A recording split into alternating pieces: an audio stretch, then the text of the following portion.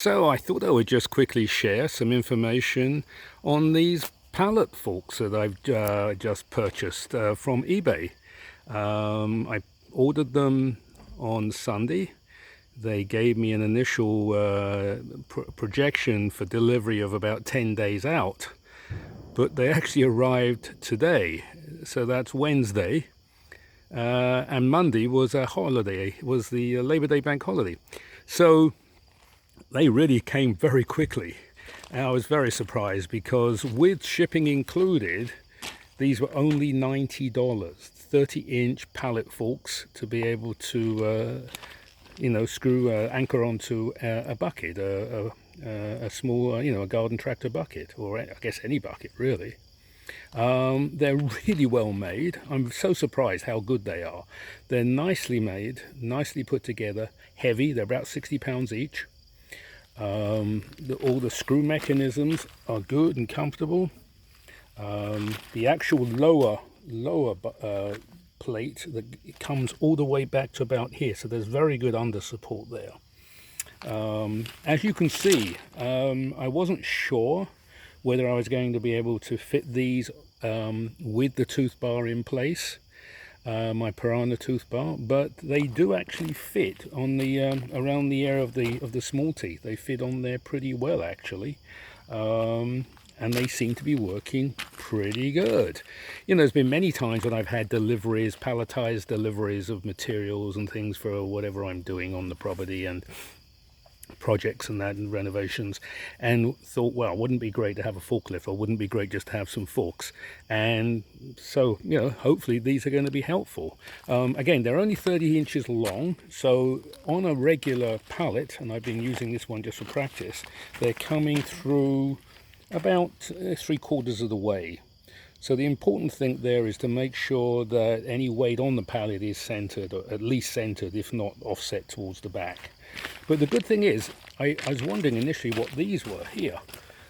But obviously those are anchor points there for putting straps on. The same anchor points are underneath as well. So if one was a little unsure about the balance of a pallet, one could certainly put straps on and hold it in place, strap it down.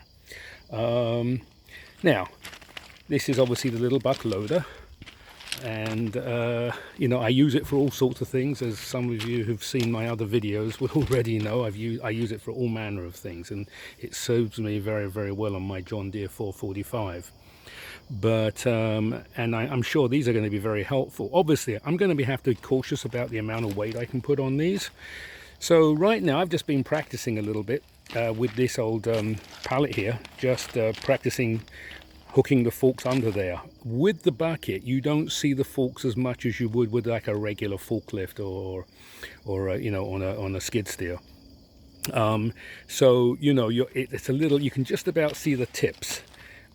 So going in nice and straight is important, and getting an angle right. But it's doable. I've been doing it. I've been practicing a little bit. I remember as a kid, as a college kid, working in a brickyard a couple of summers, driving around with a forklift, and I had no problems. But maybe I've lost the knack, or maybe it's just different with the tractor. I was struggling a bit to begin with, but I seem to be able to do it now. And I will be testing some weights on here. I'll probably start loading some of the John Deere suitcase weights. I've got several on the front of the 425 over there at the moment, so I can load those on and just start playing around with weights just to see how much it can safely handle.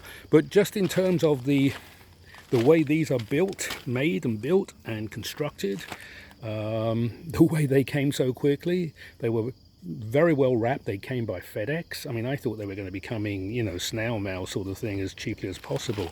But they FedEx them. They came from New Jersey. I'm in the Northeast anyway. So they literally shipped them yesterday, and they arrived here today.